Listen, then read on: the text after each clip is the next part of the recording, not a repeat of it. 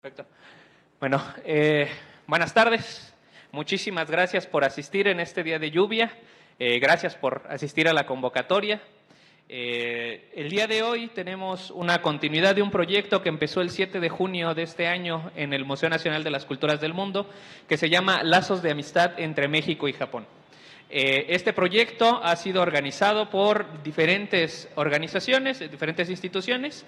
Lo encabeza los exalumnos del Barco Mundial de la Juventud. Para todos los jóvenes menores de 30 años, este anuncio les va a interesar, porque el Barco Mundial de la Juventud es un programa del gobierno japonés que promueve los intercambios culturales entre jóvenes de ambos países, bueno, no nada más de México y Japón, sino de todos los países. Esto es una convocatoria gratuita, es decir, el gobierno de Japón manda convocatorias a los institutos de la juventud de todos los países. En el caso de México llega el INJUVE y ustedes van a poder participar por una de las 10 becas que tiene el gobierno japonés para ustedes. La única condición es que tengan un nivel medio de inglés y que presenten un proyecto cultural que sea de interés para los japoneses, ¿no? Es lo único que necesitan. Bueno, ya les dije, pues menores de 30 años, ¿no? Nosotros ya que estamos en el grupo de edad 4 y 5 ya no podemos ir. Pero a los jóvenes que les interese, este año sale la convocatoria. Revísenla, por favor, porque es un proceso constante. Ya se imaginarán, como es un programa gratuito, pues llegarán muchísimas, muchos proyectos. Entonces, para que puedan participar y seguir el procedimiento, va a salir en la página de Facebook del Barco Mundial de la Juventud. También tienen su página de Instagram, ¿no? Y pues bueno, todo eso es completamente gratuito.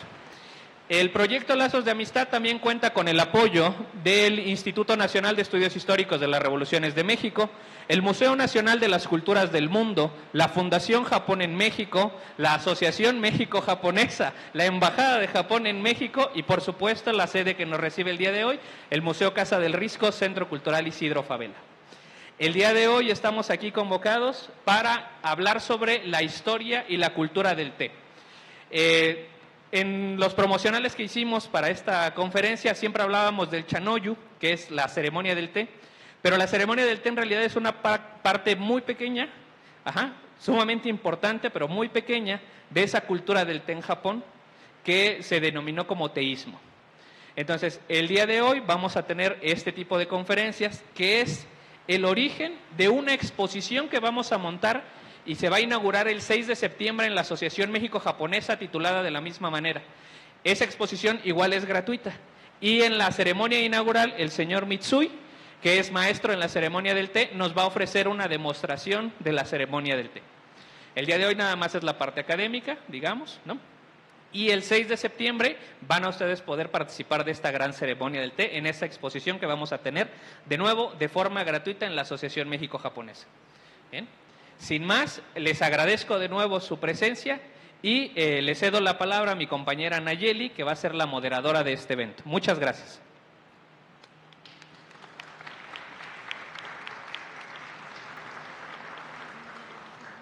Muy buenas tardes, bienvenidas y bienvenidos a este evento.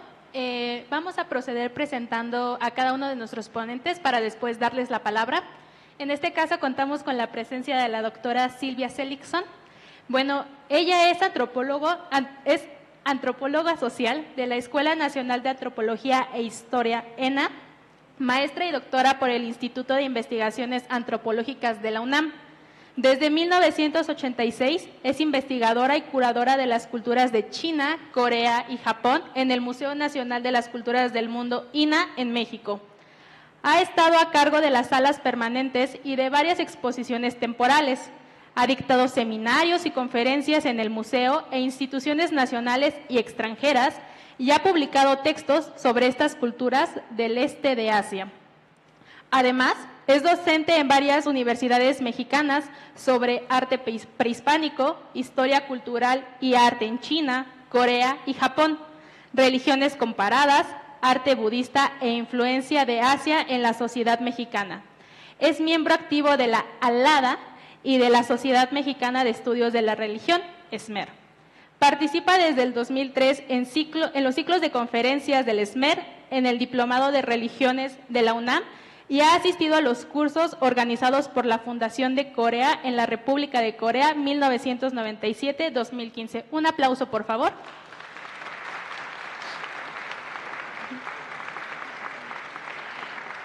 Muy bien, ahora le doy la palabra a la doctora. Bueno, soy eterna maestra, porque como acaban de escuchar, abarco mucho y aprieto poco. Muchas gracias por acompañarnos hoy. Bueno, hablar del té en Japón es un tema muy amplio que va más allá, como acaba de mencionar Eduardo, de la ceremonia del té, de la cual creo que hablarán mis colegas, más les vale. Bueno, yo voy a hablar entonces del té como una bebida arraigada en la cultura. Tiene diversas variedades y formas de consumo.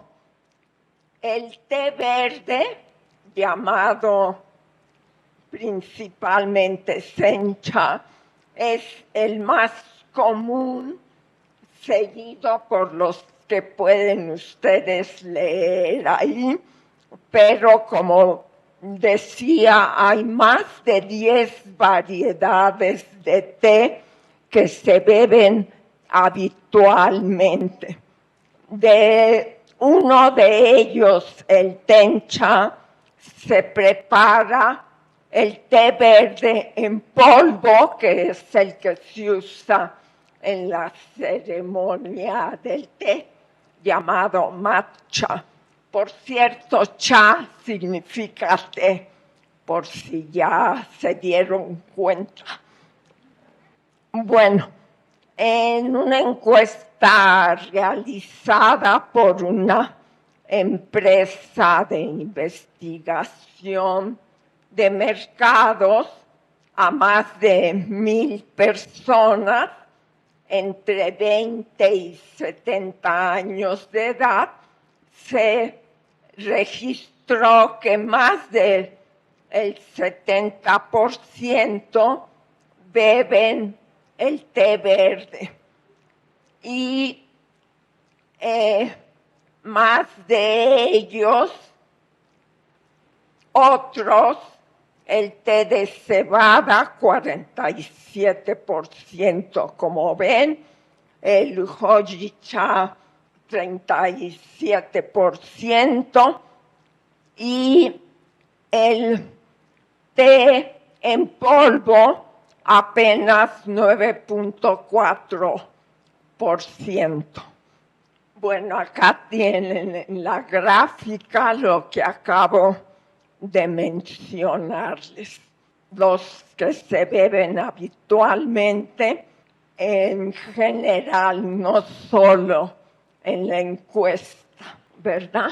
Lo que llama la atención, y a mí me llamó, aunque viví 8 años en Japón hace varios años, cuando era un poquito más joven. No se bebía el té en botella, como ahora se ve que se consume mucho, casi el 50%. Otros son las bolsitas de té, las hojas de té y poco, como acaban de ver, perdón, si no acabaron de leer, yo tampoco, el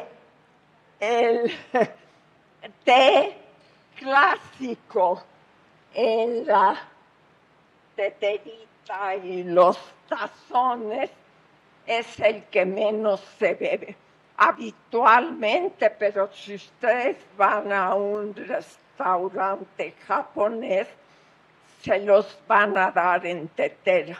nunca en botella. Como les digo, siempre se aprende algo nuevo. Bueno, acá lo tienen en una gráfica también. Como ven, se beben más las hojas que el polvo de té. Bueno, Japón es un importante productor de té verde en las regiones hacia el sur de Shizuoka, Uji y Kagoshima principalmente. Sus exportaciones han aumentado y asombrosamente porque el té que más se exporta es el té en polvo, el matcha. Bueno, les voy a dar un breve bosquejo histórico. Según los registros históricos, el primer contacto japonés con el té se dio en el siglo VIII durante el periodo Nara, cuando varias misiones diplomáticas japonesas fueron a China, donde probablemente es uno de los principales lugares de origen del té, según datos históricos. Estas delegaciones trajeron no solo el té, sino varios elementos de la cultura china, ¿no? Y bueno, según un registro histórico, el emperador japonés de la dinastía del periodo Nara sirvió té en polvo. En principios del siglo IX, dos monjes japoneses budistas fueron a China a estudiar durante el siguiente periodo Heian, y uno de ellos, Kukai, cuando regresó a Japón, trajo la costumbre de beber el té, que en general se llamaba cha no yu, que después específicamente se usó este término para hablar de la ceremonia del té. El otro monje, Saicho, trajo probablemente, según se registra, las semillas de té para su cultivo. Después, el consumo del té se hizo popular entre la nobleza y la región de Uji, muy cerca de lo que entonces era la capital, es decir, Kioto, porque Tokio no fue la capital sino hasta el siglo XVIII, fines del XVII hasta la actualidad. Entonces, es a partir de los siglos XIII y XIV cuando se empieza a desarrollar la ceremonia del té. Les da curiosidad saber qué es la ceremonia, ¿verdad? Denme 10 minutos. Y luego María Fernanda les platica. Si no, el profesor Mitsuyo, si no, yo también al final, si quieren. Bueno, también se hicieron populares las competencias de té en las que tenían que distinguir qué tipo de té y de qué región procedía. La producción fue aumentando y se convirtió en bebida básica en general para todos. El té sencha, que es el té verde más popular, se empezó a desarrollar apenas en el siglo XVIII, ¿no? Y se crearon nuevos. Bueno, eso según los registros históricos. Pero ¿qué creen? Según la tradición y la leyenda, que ya no es leyenda, sino arraigada ya en la cultura japonesa, el origen del té se debe a un monje budista llamado Bodhidharma, que de China llegó a Japón y fue uno de los patriarcas budistas que estableció el budismo Chan en chino, Zen en japonés, ¿no? Y como ustedes ven, se caracteriza básicamente por la meditación, sin contar con escrituras, no depende de palabras y letras, ¿no? Sino contemplar la propia naturaleza a través de la introspección que se logra con la meditación. Bodhidharma dio origen al té porque el monje, estando meditando, de repente cabeceaba. Entonces, para quedarse despierto, se arrancó las pestañas que cayeron a la tierra y dieron origen a la planta del té. El sentado en la postura de meditación, se crearon en Japón los famosos muñecos de papel maché que tienen la base redonda. ¿Por qué?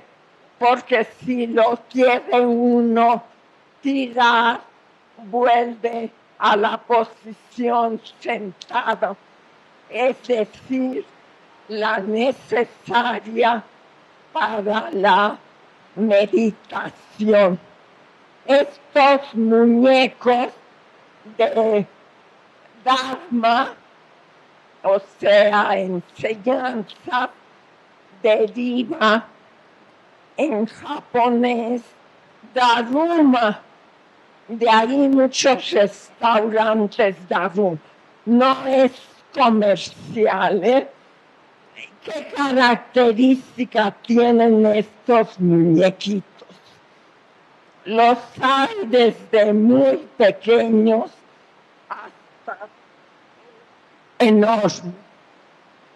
Me tocó ver mientras vivía en Japón un político durante su campaña cargando un enorme Daruma.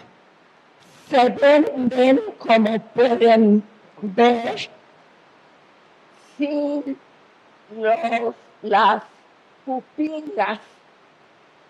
Cuando se pide un deseo, se pinta una.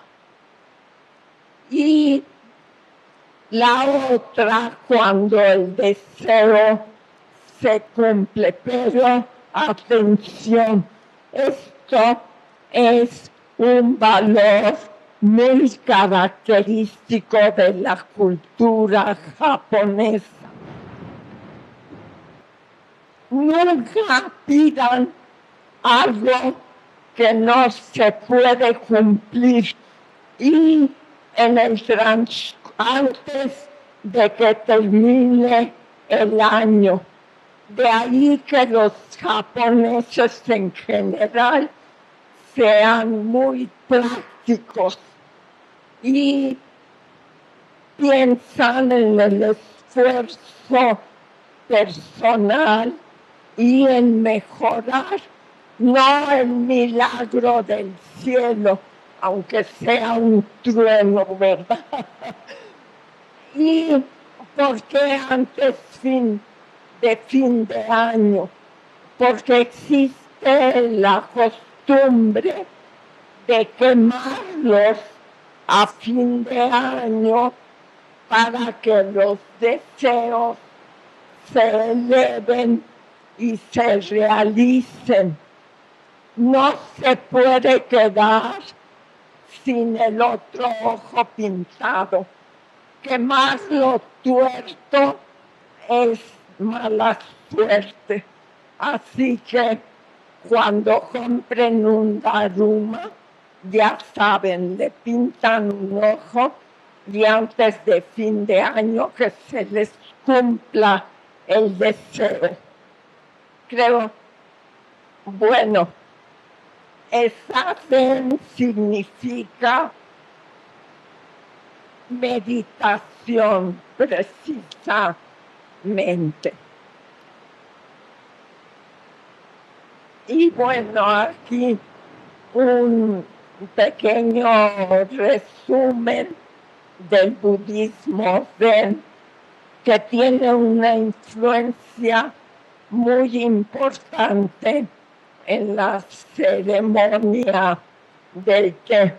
Yo ya voy a pasar el micrófono, pero déjenme nada más mencionarles que hay 2 escuelas japonesas principalmente sobre la meditación, que creo tú nos vas a hablar. Ya me retiro, bueno, con esta imagen y esta, y gracias por su atención. Les cedemos la palabra.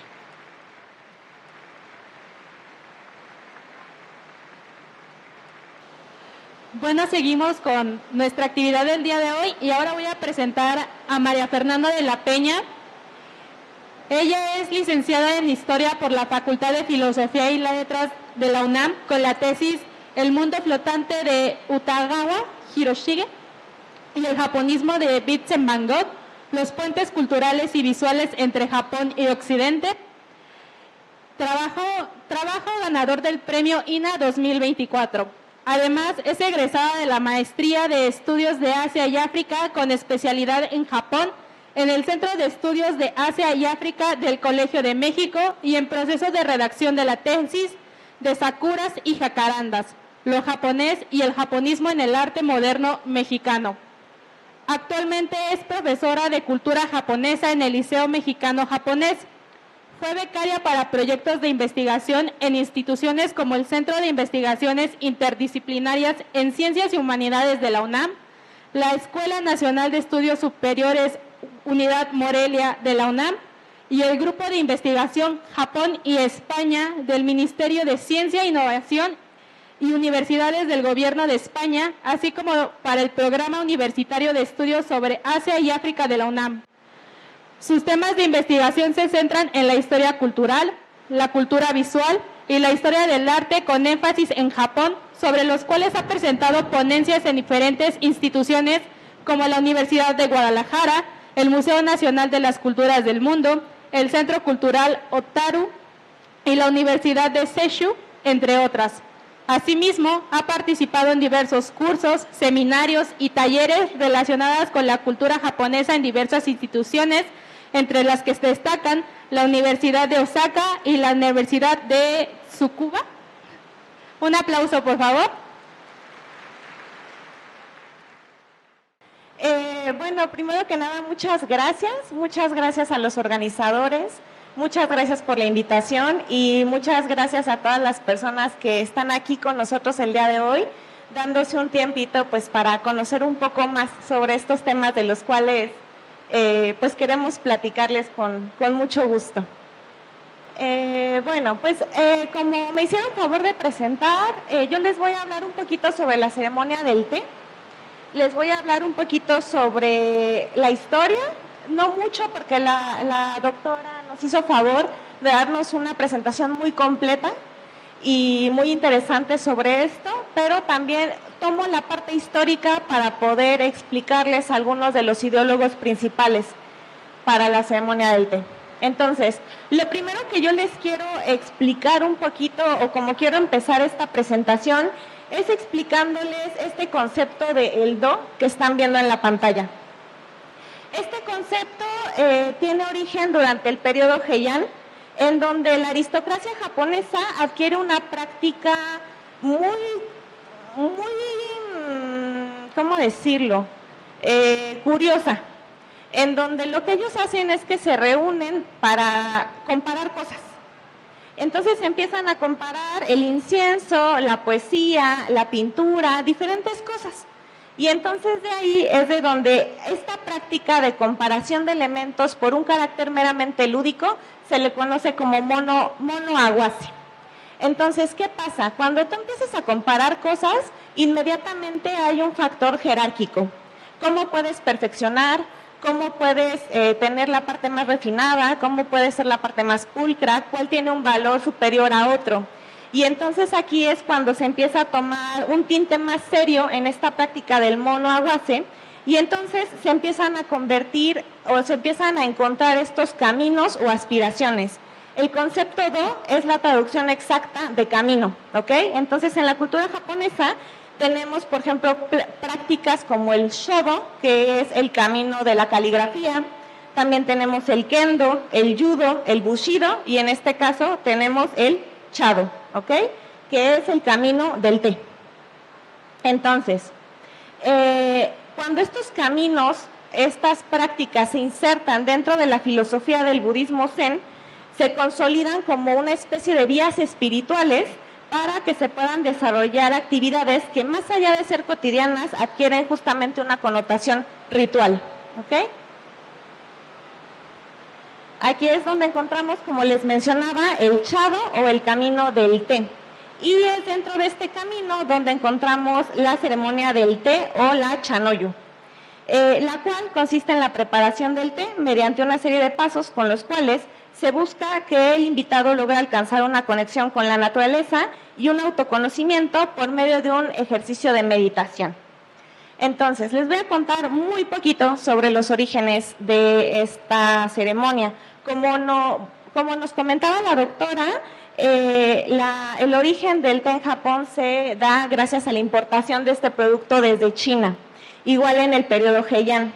El té en China también tenía una tradición ya milenaria, del cual se han desarrollado muchas leyendas que buscan explicar cuál es el origen. La más popular es la del emperador Shennong, o Shennong, perdón, no sé chino, entonces no sé si se lo estoy pronunciando bien, que se cuenta que vivió hace más de 5,000 años.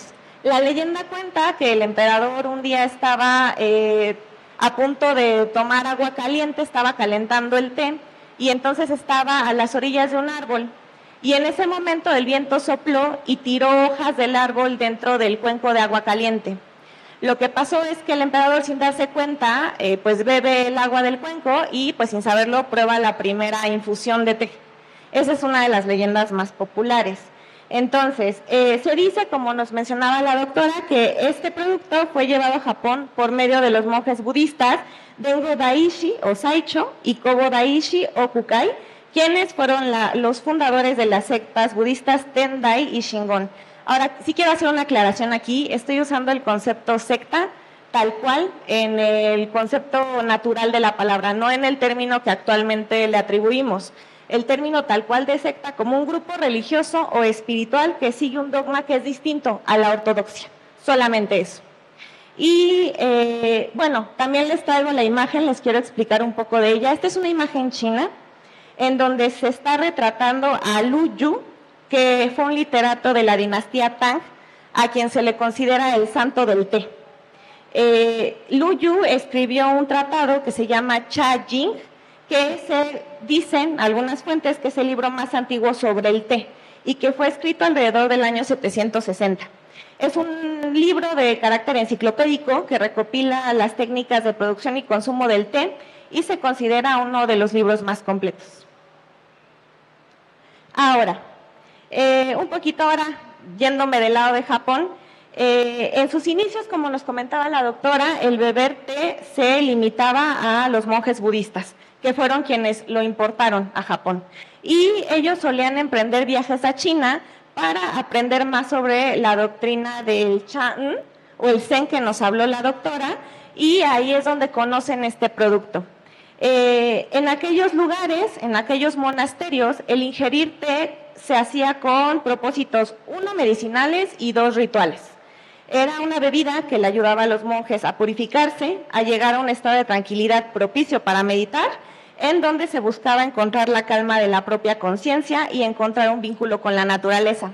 Pero también, por sus propiedades, el té ayudaba a disipar el sueño, como nos comentó la doctora.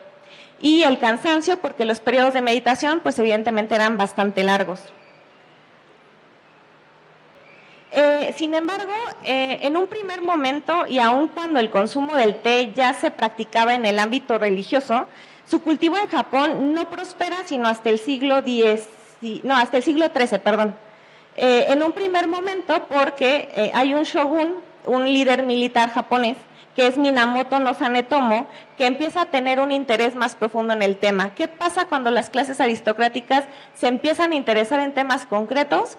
Que se empieza a volver algo popular, algo en boga. Entonces, gracias a este interés que tiene este shogun, se empiezan a importar productos relacionados al té, como infusores o utensilios para poder desarrollar a cabo el poder infusionar el té. Y esto propicia que el otro shogun llamado Ashikaga Takauji, que fue el primer shogun fundador del shogunato Ashikaga, empiece a darle pauta a que este producto empiece a ser cultivado. ¿Okay? Entonces, les traigo una imagen que también está un poco vinculada con ese periodo histórico, en donde este es un panel que se llama panel de entrenamiento de caballos y establo, y está representado, no sé si lo alcanzan a ver, justamente en el centro está un maestro del té, está preparando la bebida para los guerreros, ya que en tiempos de guerra y habiendo una amenaza constante de muerte, pues los caudillos disfrutaban encontrar un estado de paz mental que les permitiera pues descansar de todo lo que les tocaba experimentar y vivir diariamente en la guerra. Entonces, con esto en mente, voy a pasar a hablarles un poco de algunos de los ideólogos más importantes para la ceremonia del té. le debe mucho a muchos personajes la Chanoyu. Entre ellos está, en primer lugar, el monje Eisai Senji, que me disculpo por la calidad de la imagen, pero pues fue de los pocos retratos que pude encontrar de él, de esas pinturas, que él funda una escuela budista llamada Rinzai, que es una de las 3 escuelas principales de budismo zen en Japón. Se le atribuye a él la introducción del té verde en polvo o matcha, que es el que se utiliza para la ceremonia de la Chanoyu. También fue el autor de la primera obra conocida sobre el té, que se llama Kisa Yoyoki, o Beber té para la salud, en donde él habla un poco de las propiedades medicinales que tiene esta bebida y destaca justamente el uso para evitar la somnolencia y que sea propicia para la meditación. Ahora, los fundamentos de índole ritual que se le atribuyeron a la ceremonia del té como parte medular del chado, del camino del té, fueron desarrollados como un concepto estético por 3 personajes muy importantes. El primero es Ikkyu So-jun, el segundo es Murata Yuko y el tercero es Seno Rikyu. Los 3 monjes, hombres de religión, ¿ok? Entonces, lo que ellos hacen es que retoman elementos del budismo zen, de las doctrinas que ellos ya conocían y le dan forma a la tradición del chado para poder perfeccionar la tradición de la ceremonia del té, de la Chanoyu. Entonces, particularmente la figura de Seno Rikyu es muy fundamental, se considera, algunas fuentes lo consideran el padre de la ceremonia del té, y es uno de los mayores exponentes porque muchas de sus enseñanzas y mucha de su influencia están presentes todavía al día de hoy. Ahora, me voy a seguir con Seno Rikyu. Seno Rikyu perfeccionó un estilo de ceremonia de té que se conoce como Wabi-cha y que se caracteriza por la simplicidad, la humildad y la conexión con la naturaleza. Aquí lo que importa no es el resultado, en realidad es el proceso. Y no hay una cuestión de malver la parte sencilla o la parte de en algún momento cometer algún error. Se busca obviamente el perfeccionamiento, pero también hay una belleza que está presente dentro también de los errores. Entonces, él busca a partir de esta ceremonia del Wabi-cha promover los valores estéticos de un concepto llamado Wabi-sabi, en donde justamente lo que les mencionaba, se valora la imperfección y la belleza de lo efímero. De esto último les quiero contar un poco sobre una filosofía que busca apreciar cada ceremonia del té que se celebra, puesto que cada Chanoyu se considera como un momento único que nunca se podrá repetir de forma exacta y en donde cada gesto honra lo efímero. Este concepto se llama Ichigo Ichie y es un término que está todavía presente al día de hoy en la cultura japonesa y que se traduce como un momento único en un encuentro en la vida, el cual encierra la idea de que aun cuando la ceremonia se repita de manera exacta, cada ocasión que se celebre será única e irreemplazable, razón por lo cual los invitados deben honrar el ritual al máximo. Este concepto también se podrá aplicar, por ejemplo, al día de hoy. Así todos nosotros nos pusiéramos de acuerdo para regresar el día de mañana y pusiéramos las mismas presentaciones y volviéramos a hacer todo exactamente igual, el encuentro que estamos viviendo en este momento es único, nunca se va a repetir.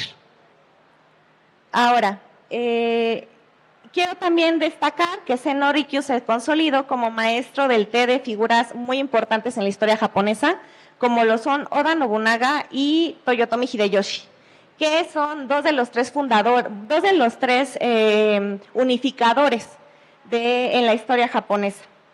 Ahora, de su linaje familiar de Seno Rikyu, proceden las 3 escuelas principales de la ceremonia del té que existen hasta el día de hoy: la Omote Senke, la Ura Senke y la Mushakoji Senke.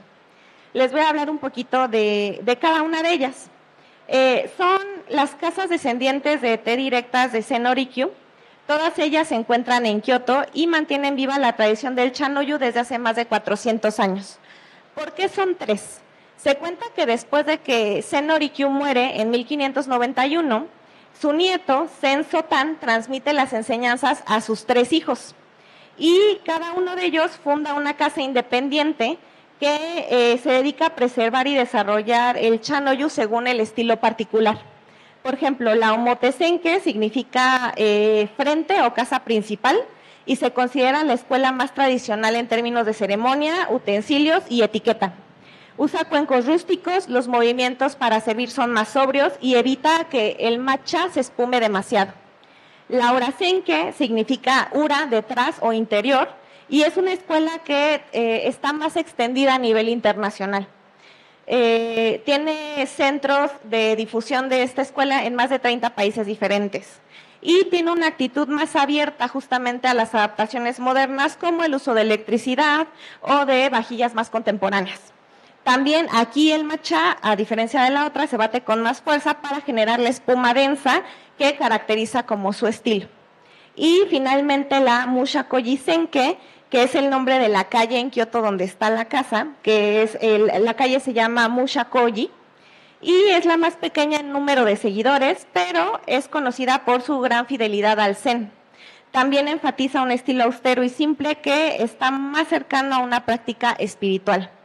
¿Qué es lo que comparten las tres? Primero, los principios estéticos del Wabi Sabi. Segundo, el legado de Zen no Rikyu.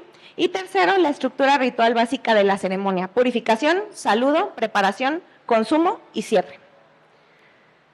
Ahora, les voy a hablar de otra figura que es central para la estética del té y de la ceremonia del té, que es Okakura Kakuzo. Este intelectual es muy interesante. Él nace en 1862 y es un filósofo, es intelectual, es crítico de arte y también fue conservador del Museo Nacional de Kioto. Hacía muchísimas cosas. Él también participa en un momento clave de la historia japonesa en donde Japón está dividido entre la modernidad y la tradición. Hay filósofos que piensan y hay intelectuales que piensan que lo mejor es que Japón, ante toda la llegada de modernidad que está sufriendo, se queden con lo tradicional, porque si pierden eso, pierden su esencia. Y está otro grupo de intelectuales que dicen, no, Japón necesita también modernizarse, necesita conocer qué es lo que está pasando fuera del mundo, y para eso pues necesitamos estar como en contacto con lo que también el mundo externo nos puede como proponer o nos puede aportar. Esto se ve reflejado en muchos ámbitos. Uno de ellos, por ejemplo, es la pintura. Es un tema muy interesante, porque hay unos que se abogan por el tema tradicional y otros por representaciones más modernas. ¿Qué tiene que ver esto con Okakura? Que Okakura está del lado de los tradicionales. No hay que perder esa esencia tradicional, porque si no Japón pierde tal cual esa alma que le puede entregar al exterior. Entonces, él justamente para poder plantear todo eso, estudia desde muy joven el inglés y se interesa en difundir el arte y el pensamiento japonés al mundo. Escribe este libro que se llama The Book of Tea, que de hecho lo escribe en inglés, porque lo que él busca es poder expresarle al público occidental el pensamiento oriental o el pensamiento japonés a través del arte de la ceremonia del té. Este libro, a pesar de que el título pareciera que es un manual sobre cómo hacer té, no es eso. Lo que es un tratado. Es un tratado filosófico que se centra en la belleza, en la búsqueda de la belleza, de lo simple, de lo espiritual y de lo efímero. Entonces, tal cual es un ensayo filosófico y también estético. Okakura define a la ceremonia del té como una forma de teísmo, y esto lo que hace es rendirle un culto de belleza un culto de belleza a la tradición y a la cultura japonesa en medio de todo este torbellino que está representando la vida cotidiana. También otra cosa que quería destacar es que en este libro, que se publicó en 1906, el té se ha desarrollado en otras manifestaciones artísticas japonesas, no solamente como la ceremonia en sí, sino que el té ha impulsado a otras artes japonesas, como lo son la elaboración artesanal de utensilios especiales, la confección de cerámicas especiales y también en la arquitectura la elaboración de espacios que están destinados a fungir para ser lugares donde se desarrolla la chanoyo, que también las casas del té son muy interesantes porque representan un nicho, un lugar en donde se crea también otro tipo de arte, arte literario, arte visual, diferentes tipos de artes tienen lugar o ven la luz del día también en estas casas del té. Ahora, quiero hablarles también de este filósofo que se llama Suzuki Deitaro. El rol de este filósofo es que él escribe en 1959 un postulado en donde analiza la obra de Okakura del libro del té. A partir de leerla y de investigarla, él se da cuenta de que este tratado del té atribuye también a 4 aspectos vinculados a la dimensión espiritual, en donde puedes encontrar la armonía o el wa, el respeto o kei, la pureza sei, que este se manifiesta en la mente y en los sentidos, la tranquilidad o yaku, la cual se logra con la paz mental, y los primeros 2 son elementos que se encuentran entre las personas y la naturaleza. Todos estos elementos están presentes en la obra de Okakura, y lo que hace Deitaro es poder analizarlos de manera más profunda ya a partir de un enfoque estético muy vinculado a la filosofía. Entonces, lo que se busca a partir de estos 4 elementos es que se puedan cultivar los buenos modales y se puedan promover las relaciones entre los anfitriones y los invitados, que se cree conciencia sobre la armonía que hay en la naturaleza y el proceso cíclico de la misma, y que se pueda encontrar la paz dentro de las vivencias cotidianas. Entonces, con esto voy a ir cerrando un poquito, porque está muy interesante la parte teórica, siempre nos ayuda a entender un poco más, a darle un poco más de sentido, pero la parte teórica le debe todo a la práctica. Una no puede existir sin la otra. Entonces, al final de cuentas, todo este estudio que podemos realizar y que podemos desglosar en páginas o en presentaciones, no tendría sentido si no existiera la práctica que nos enseñe cómo pasa eso en la vida real. Entonces, quiero ir cerrando para darle la palabra al maestro para que él nos pueda hablar un poco más de eso. Y lo único con lo que yo quiero concluir es que la Chanoyu se considera ceremonial debido a que lo que está proporcionando el anfitrión a sus invitados no es solamente una experiencia estética, sino que es un regalo de índole ritual. De ahí su importancia y el deber de cumplir con las normas de etiqueta al participar en ella, tanto por parte del anfitrión, pero también por parte de los invitados. Y únicamente para finalizar, quiero recuperar esta cita del libro del té de Okakura Kakuzo, en donde él señala: el teísmo es un culto fundado en la adoración de lo bello entre las sórdidas realidades de la vida cotidiana. Inculca la pureza y la armonía, el misterio de la caridad mutua y el romanticismo del orden social. Es esencialmente una adoración de lo imperfecto, así como un tierno intento de lograr algo posible en esta cosa imposible que conocemos como vida. De mi parte, eso sería todo. Muchísimas gracias.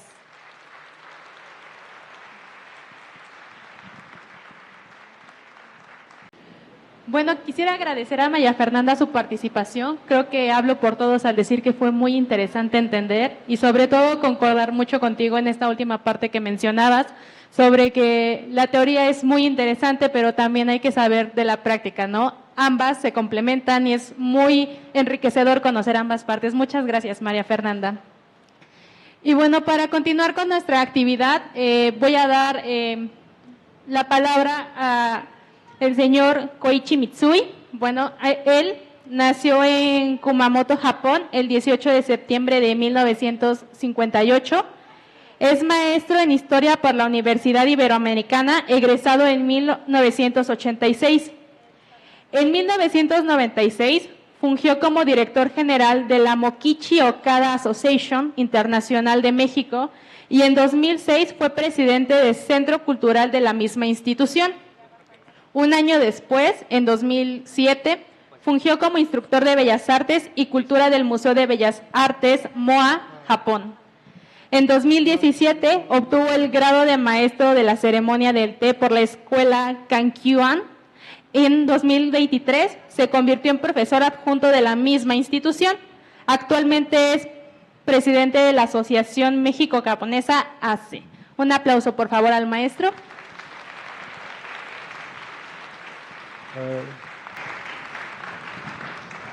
Buenas tardes. Quisiera agradecer a todos ustedes, primero a los organizadores por la invitación y también a las personas que han venido para participar en este evento. Bueno, ya 2 personas presentaron una plática muy profunda, muy interesante. En mi caso me voy a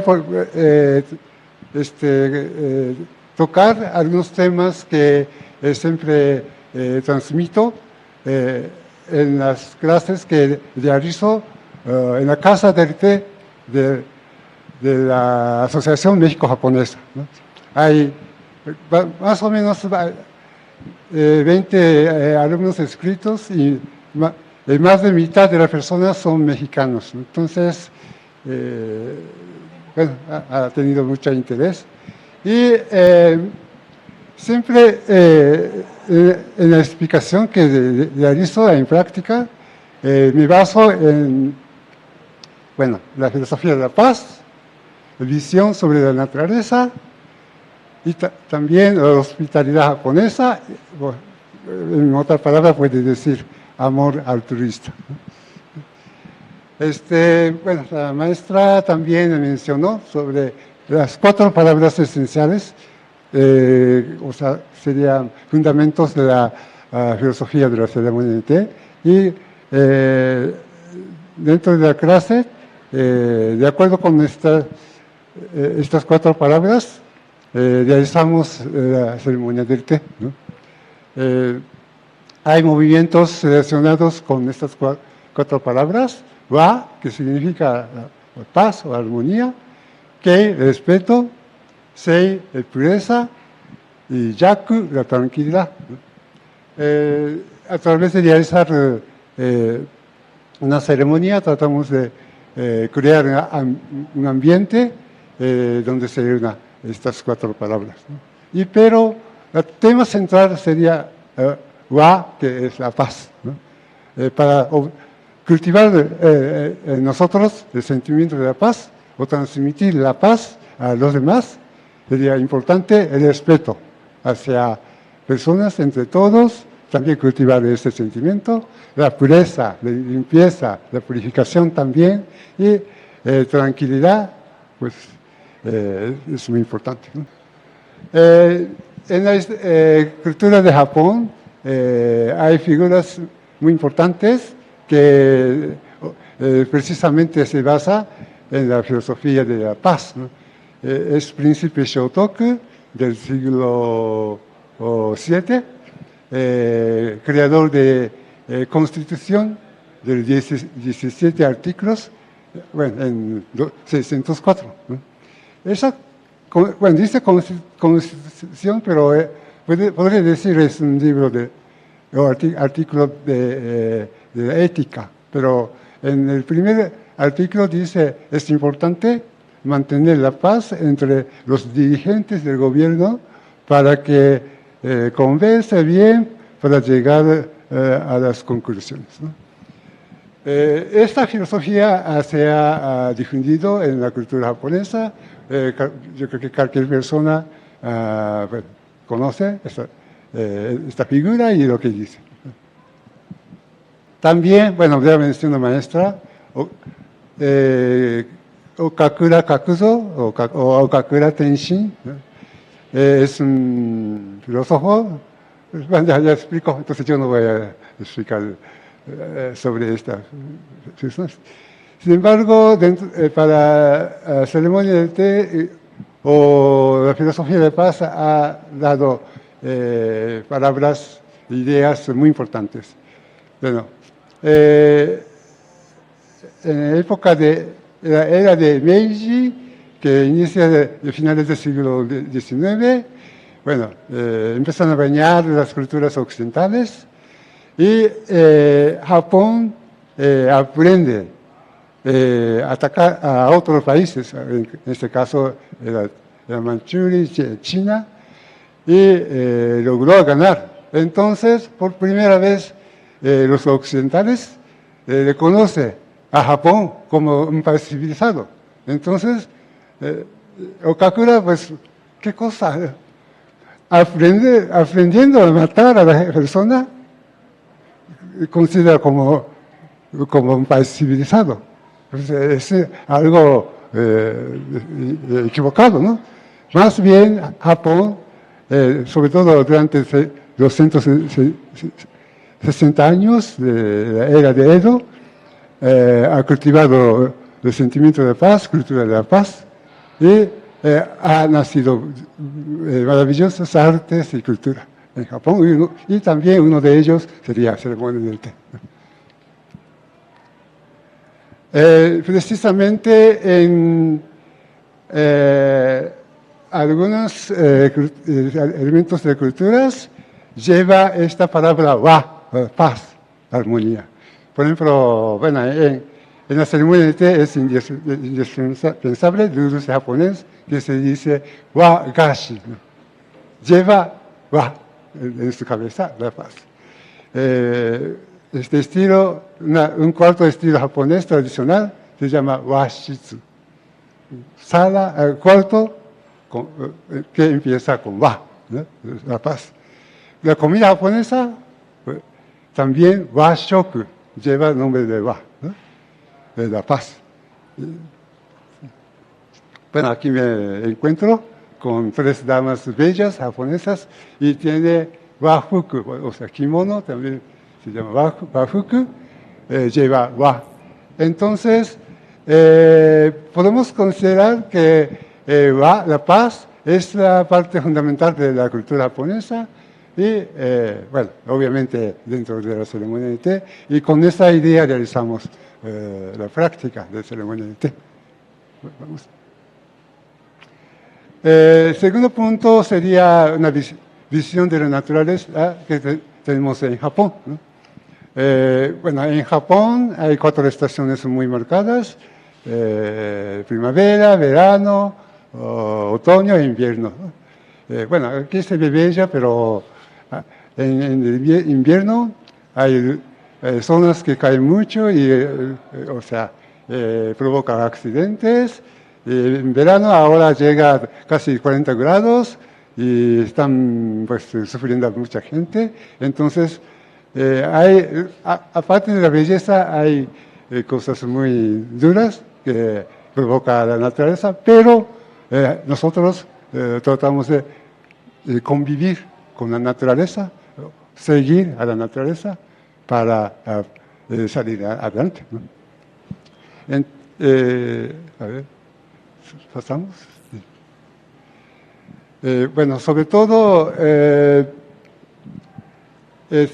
aquí presenta las flores de cerezo, que representa la primavera, momiji, hojas muy bellas, como estas fotos, de otoño, momiji, ¿cómo se llama? Alce japonés, ¿no?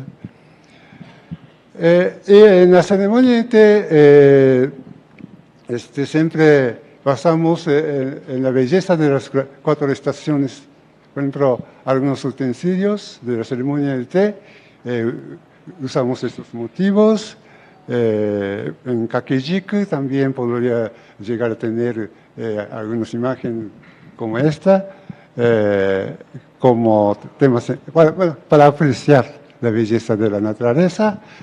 Y, bueno, tomar té es algo sencillo, pero si basamos en los cambios, las vicisitudes de las 4 estaciones del año, enriquece la ceremonia, ¿no? Sí. Otro punto se trata de la hospitalidad, o ¿cómo se llama? Amor altruista, ¿no? La ceremonia de té, ¿para quién se hace? No para nosotros que practicamos, sino exclusivamente para los invitados. Entonces, hay un proceso bastante largo, solo la parte de preparación, tarda a veces 15 o 20 minutos, pero a través de pasar esos procesos llegamos a ofrecer una taza de té, ¿no? Está ya preparando ¿cómo se llama? Té con batidor dentro de chawan, una taza, pero antes de ese momento se hace la limpieza de utensilios. El batidor que está usando con agua, primero se enjuaga para para usar bien. Y contenedor, aquí, es que trataba de sacar, pero no sale de mi bolsilla. Tenemos el contenedor de té, ¿no? Precisamente es para esta época. Tiene dibujo de Granada, ¿no? No sé si pueden ver ustedes, ¿no?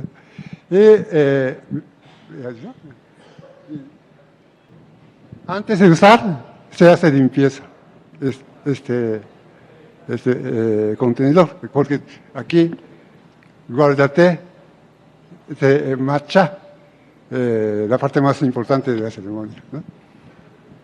Entonces, este tipo de pañuelo hace limpieza. También, bueno, no estoy haciendo, pero, por ejemplo, aquí tenemos cuchara para pasar té y también hace limpieza con este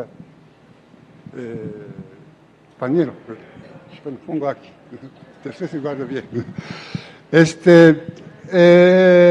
Bueno, es para que los invitados puedan tomar té con tranquilidad. Si está bonito, bueno, antes de usar, hace limpieza, pero frente de los invitados hacemos limpieza, purificación.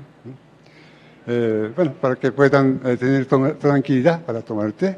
O si está limpio, utensilios, entonces solo esa parte puede dar la tranquilidad a los invitados, ¿no? Entonces, dar la tranquilidad es la parte muy importante para dar la hospitalidad o mostrar amor artista a los demás. Es lo que pensamos dentro de la ceremonia de té y aprendemos con práctica. Bueno, están tomando té dos damas con kimono, afucos, precisamente, dentro de Bashitsu, ¿no? Casa del té.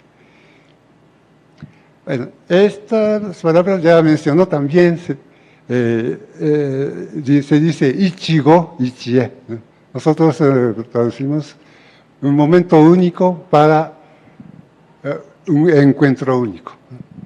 Hay muchos procesos muy complicados, ¿no?, en la ceremonia de té para llegar a ofrecer té, pero en cada paso estamos poniendo sentimientos para que disfruten una taza de té, invitados, tenga bueno, tranquilidad, la paz al tomar té, ¿no? Entonces, como si fuera única vez en la vida, nosotros preparamos té y los invitados también aprecia, saborea bien una taza de té. No sé si cuánto tiempo ha pasado, pero ya, yo creo que ha llegado tiempo y muchas gracias por la audiencia.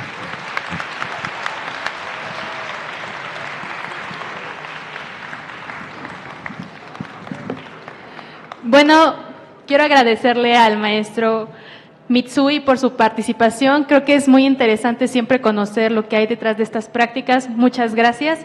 Y les pido que vayan formulando sus preguntas. Antes, quisiera darle la palabra a la doctora que quiere comentarnos algo. Sí, a lo mejor me adelanto a preguntas. Solo me gustaría agregar muchas gracias a los colegas por su complemento para tener una idea general. Déjenme decirles algo. Para la ceremonia del té no se usan tacitas de porcelana, sino de cerámica rústica que además tiene los tazones forma irregular y generalmente son como del tamaño de la mano y sí, a reserva de que el profesor Mitsui les va a hablar en septiembre en detalle de la ceremonia, una forma tradicional. Además, antes que nada, todo se hace en silencio. No es de que tomo mi tecito y la cháchara por acá. Totalmente en silencio, en introspección meditativa. Se recibe el tazón, se toma un sorbo, se limpia y se pasa al siguiente invitado que aprecia el tazón, aprecia la belleza. Generalmente es de cerámica negra y el té se revuelve. Yo pensé que lo iba a traer, pero ya lo van a ver. Como todo es en armonía con la naturaleza, el tazón es imperfecto. Generalmente son artesanalmente producidos, por lo que podemos decir lo efímero. No hay dos iguales exactamente. Y sobre eso vemos el té en polvo, se bate con una escobilla que se hace con un trozo de bambú y la espuma verde en el tazón negro. ¡Qué belleza! ¿Verdad? Un comercial, ya paso el micrófono porque si no me quedo otra hora. Hubiera traído imágenes de los utensilios de la ceremonia, pero ya tendrán oportunidad de verlos.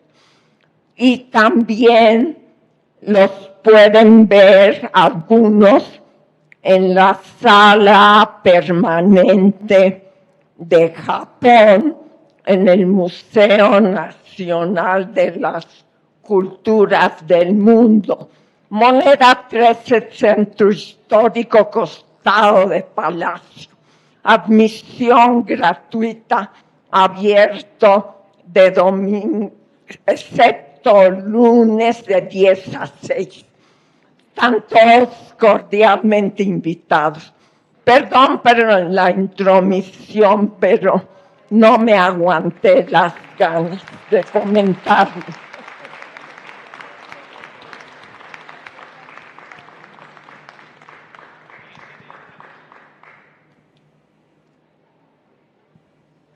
Buenas tardes a todos.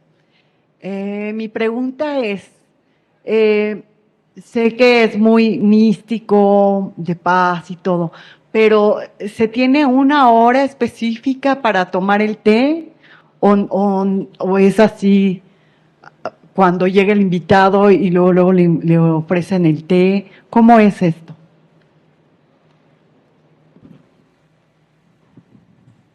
Bueno, de verdad, pues, en cualquier hora se puede tomar té, ¿no? Pero hay, ¿cómo se dice? Dos tipos de reuniones que realiza para tomar té. Primero es chaji. Chaji es una reunión con elementos completos, bueno, empezando con la preparación de la fogata con carbones. Luego viene la parte de la comida con bebida de sake, pero no es pachanga, sino muy moderadamente. Es para tomar té. Después de esa comida, porque ya mientras come, llegan a tener una temperatura adecuada para calentar agua, ¿no? Entonces empieza preparar té,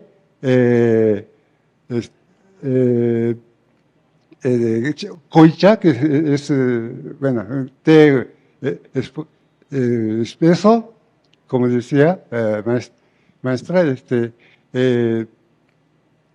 se comparte entre todos los que se encuentran, ¿no? Y después también viene otro té con más té ligero, se llama usucha, ¿no? Entonces consiste estas cuatro partes, un chaji, duraría 4 horas para empezar y terminar. Entonces, y en la casa de té no hay iluminación eléctrica, ¿no? Entonces, tendría que ser mañana temprano o mediodía, ¿no? En general. Sin embargo, con linterna se realiza este tipo de reunión del té, en la noche también, ¿no? Y otro tipo de reunión que se llama chakai, es más simplificado, solamente toma té de usucha, o sea, la parte final de chaji, que es reunión completa, ¿no? Y chakai se realiza con frecuencia, algunos museos de arte en Japón o templos budistas, sintoístas, también ofrecen. ¿Alguien más? Allá, allá. Voy corriendo, esperen.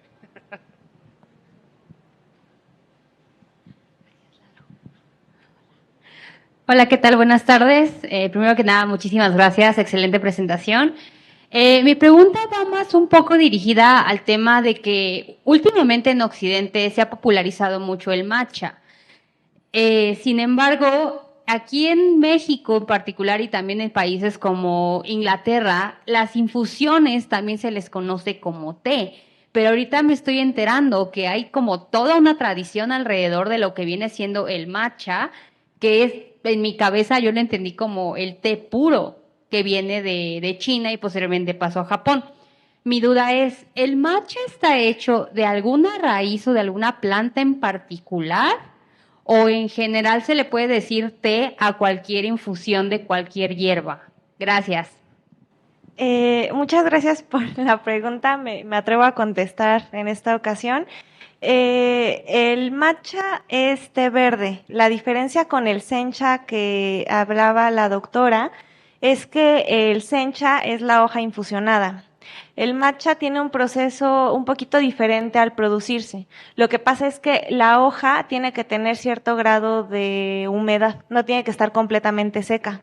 Entonces se cubre con unas lonas para que no llegue a secarse completamente por la parte del sol, la intemperie y demás. Y después pasa por un proceso en donde la hoja completa se muele. Entonces lo que tú te estás tomando en realidad es la hoja pulverizada, hecha literalmente polvo. Mientras que en la otra parte del sencha es la hoja que la metes en el agua, se infusiona y pues hasta ahí. Y de hecho ahorita hay justamente por este apogeo que está habiendo del matcha en todo el mundo, pues está habiendo también una crisis ahorita. ¿Por qué? Porque pues todos los extranjeros van a Japón en estas olas masivas de turismo, consumen el matcha también se exporta a otras partes del mundo y entonces está habiendo cada vez menos matcha. Y también la otra parte es que pues las personas que se dedican a cultivar, pues normalmente son personas que ya tienen como muchísimos años en esta tarea de ser agricultores del té, conocen obviamente el proceso y pues obviamente también en esta crisis moderna en donde muchos de los jóvenes, de los pocos jóvenes que también ya está viendo, se mudan a las ciudades para tener empleos de otra índole, este tipo de sectores está también un poco en crisis, porque no va a haber quien después produzca, ¿no? Un poco. Entonces también es un tema muy interesante cómo pues todo está relacionado y todo influye, pero pues básicamente eso. También,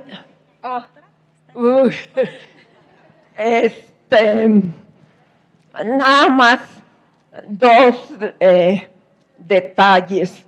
Uno, las variedades de té dependen también si se cultivan al sol o en la sombra.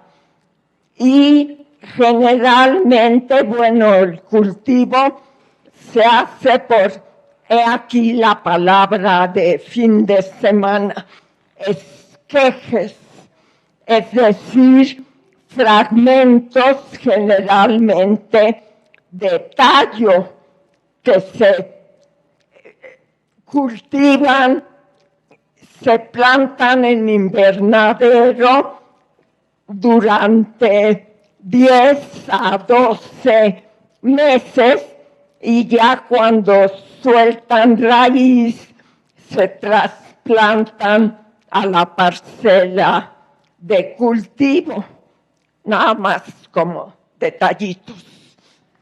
Y me toca a mí también porque todavía puso otra pregunta, las infusiones. El té en Japón sale de China hacia el este, digamos, ¿no? Pero también sale a la India y de la India pasa a Inglaterra.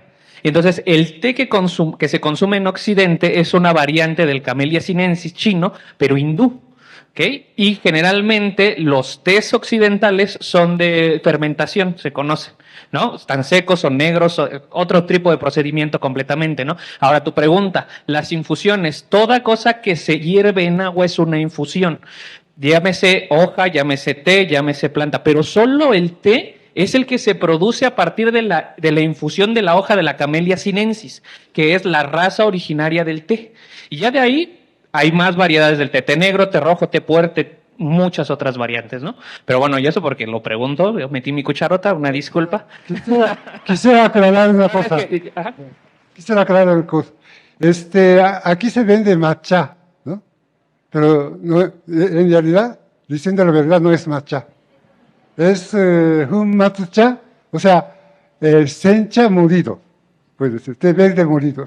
Y matcha es totalmente, el proceso de producción totalmente es diferente y sabe mejor, ¿no? O sea, llegan muchos mexicanos a tomar té en el festival que realizamos en nuestra asociación y toman té de nuestra casa de té y se sorprende porque sin poner nada, azúcar ni nada, sabe bien, ¿no? Porque otros matchas pues tienen que mezclar con leche o café. También, bueno, Starbucks venden té y café, café, ¿cómo se llama? Bueno, muy rico, yo también tomo, pero son diferentes. Lástima que muchos extranjeros, turistas, compran matcha para ceremonia de té y mezcla con leche, café, otras cosas. Y tiene que tomar solo té, nada más. Muchas gracias. Pues una pregunta. Buenas tardes, los felicito por todo lo que nos están proporcionando de información. Una pregunta, no sé, para la ceremonia del té, es el té matcha. Y ahorita que ¿no se puede hacer con otro tipo de té, o sea, de infusión o algo, para hacer la ceremonia del té, o solamente es con el té matcha? Es una pregunta. Solamente té matcha, nada más. Porque esa parte, o sea, si no es té matcha, ya no, o sea, no se constituye una ceremonia del té, ¿no? Muchas felicidades a todos ustedes por excelente presentación. Quisiera preguntarle al profesor, eso que habla de cerámica negra, me encantaría saber cómo preparan esa cerámica negra. ¿El polvo ya es negro o el polvo es blanco y le agregan pintura o qué pasa? Gracias. ¿Sí le escuchó? Sí. Es una cerámica que se llama laco. Bueno, utiliza materiales especiales. La forma de cocción también no es lo mismo que se hace a otras cerámicas. Es una cerámica de baja temperatura. Precisamente, bueno, técnicamente podemos decir esto. Logra el color negro no solo por la característica de esmalte, de las pastas, sino que la forma de cocción también, ¿no? Nació Laku en el siglo XVI, precisamente Senno Rikyu buscaba cómo lograr una cerámica propiamente japonesa, porque hasta esa época la gente buscaba las tazas hechas en China y Corea, y estaba muy difícil de conseguirlas porque estaba muy elevado el valor, una taza o también un contenedor de té, tenía el mismo valor que una provincia. Por eso, para difundir más la ceremonia del té, buscaba producir utensilios nacionales, y por ahí nació la cerámica de Laku, ¿no? Y por eso en la ceremonia del té es más importante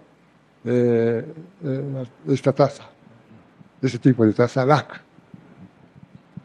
Bueno, y daremos paso, termina. Daremos paso solamente a 2 preguntas más, una de este lado y una de aquel lado. Nada más para completar un poquito.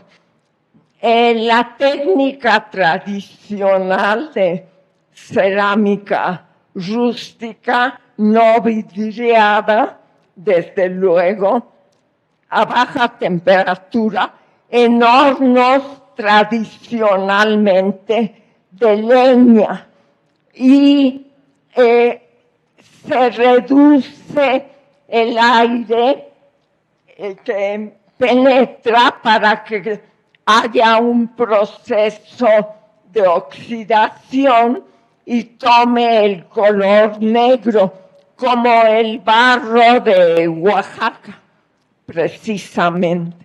Nada más aquí la diferencia es que se moldea a mano tradicionalmente, no se usa torno, por eso la superficie es rugosa e irregular.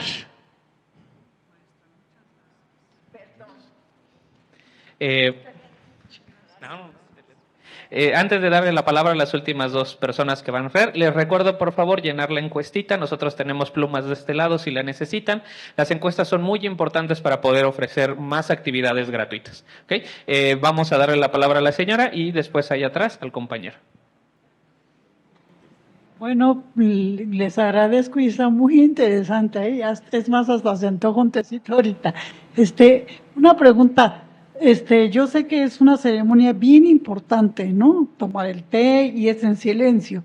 Pero, por ejemplo, cuando hay niños, ¿qué hacen? La verdad. Pues participan los niños también. Hay niños que toman y otros que no, ¿no? Bueno, no hay ¿cómo se llama? Límite de la edad, ¿eh? Pues, por eso, bueno, pero yo creo que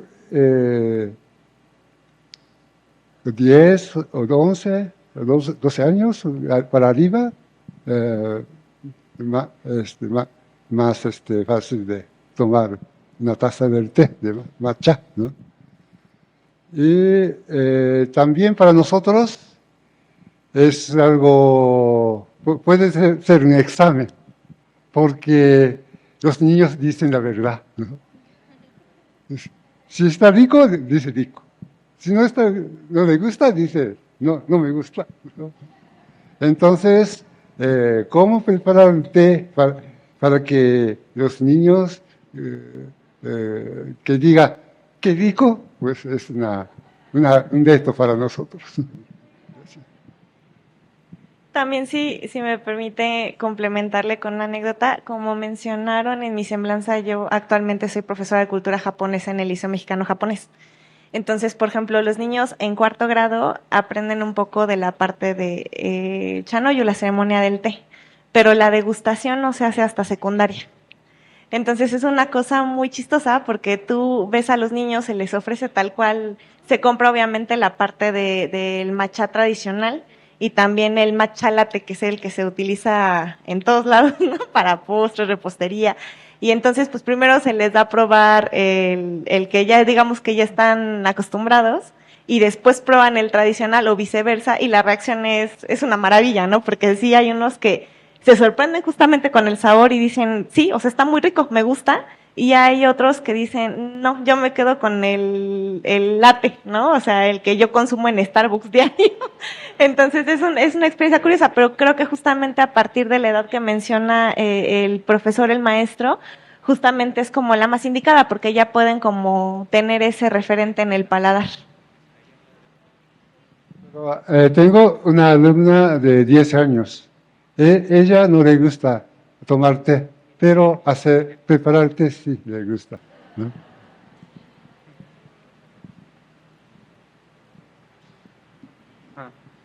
Buenas tardes, felicidades por su plática. Nada más tenía una duda sobre las matcha y otros tés.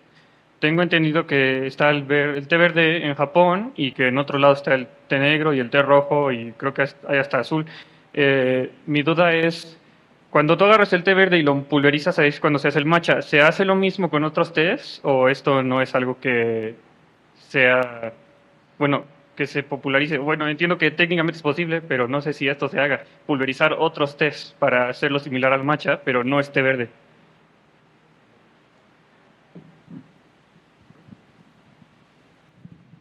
Es que matcha y té verde como sencha o hojicha, esta clase de té,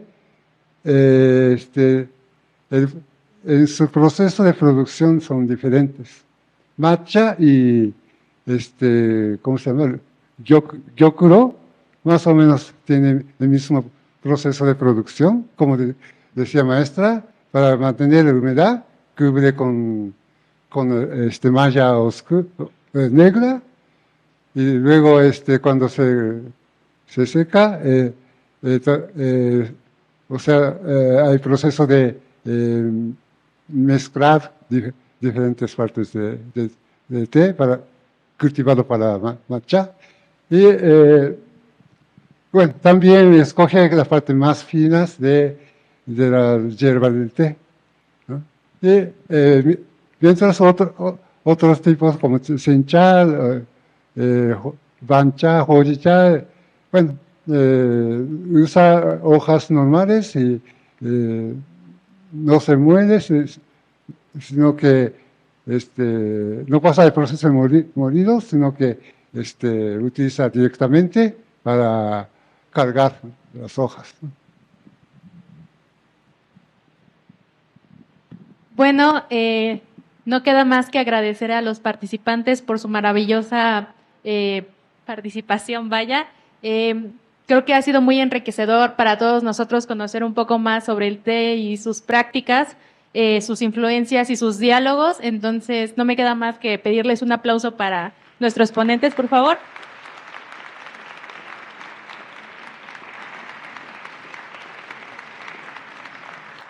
Bueno, muchísimas gracias por participar, muchísimas gracias por estar aquí. Vamos a hacer comerciales, dice la maestra. Primero, para los que están interesados en la ceremonia del té, el señor Mitsui va a dar ceremonias del té en la Asociación México-Japonesa los días 16 y 17 de agosto. Tienen que ir a la asociación para apartar su lugar. Esas catas son ya con un costo adicional que, bueno, la asociación se encargará propiamente de señalárselos, ¿no? Repito, 16 y 17 de agosto en su festival anual que tiene la Asociación México-Japonesa en Fujiyama, acá atrasito del Metro Barranca del Muerto, ¿ok? El segundo comercial es que los esperamos el 22 de agosto aquí atrasito en el Instituto Nacional de Estudios Históricos de las Revoluciones de México para la conferencia dada por la maestra Dagil del Museo de las Culturas sobre migración japonesa en México, y el 6 de septiembre los esperamos en la inauguración de la exposición Teísmo, la historia y cultura del té en Japón, de nuevo en la Asociación México-Japonesa.